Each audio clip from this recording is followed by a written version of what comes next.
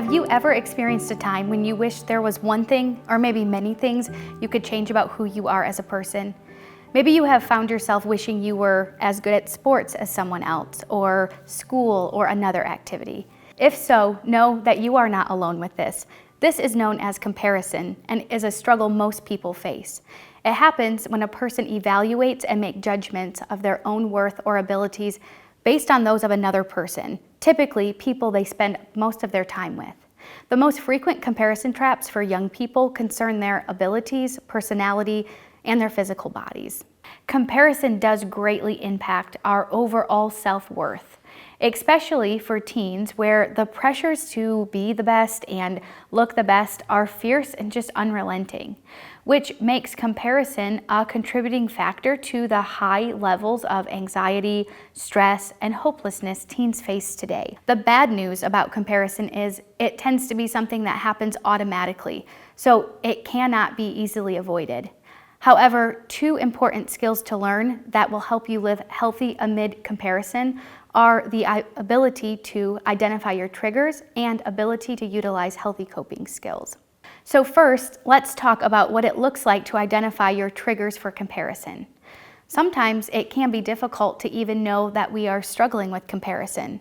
We just know that we feel some sort of distress, and socially, we maybe haven't been feeling like ourselves. It is important to increase our awareness on how this is impacting us, so purposely slowing down and noticing things with comparison is an important first step.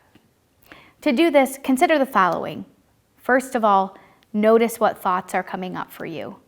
Are you noticing thoughts such as, I wish I was better at a certain thing, or why can't I just be as outgoing as this other person, or similar thoughts to that? The second trigger to notice is, what is the setting that most comparisons happen in?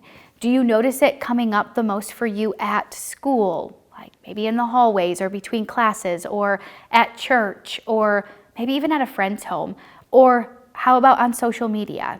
Also, number 3 would be, notice who are you comparing yourself to? Is it a sibling or a classmate or maybe even a best friend?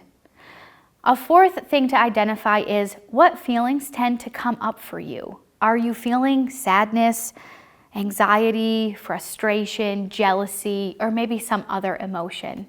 And then also notice what actions usually follow. Do you find yourself lashing out, avoiding things, withdrawing, or maybe you even find yourself showing off or trying to overcompensate in some area? Comparison impacts each person differently. I would encourage you to talk with a trusted adult about the things you notice. While it can be difficult to talk about, allowing someone else to know the struggles you are facing can help you have more support and accountability in these areas.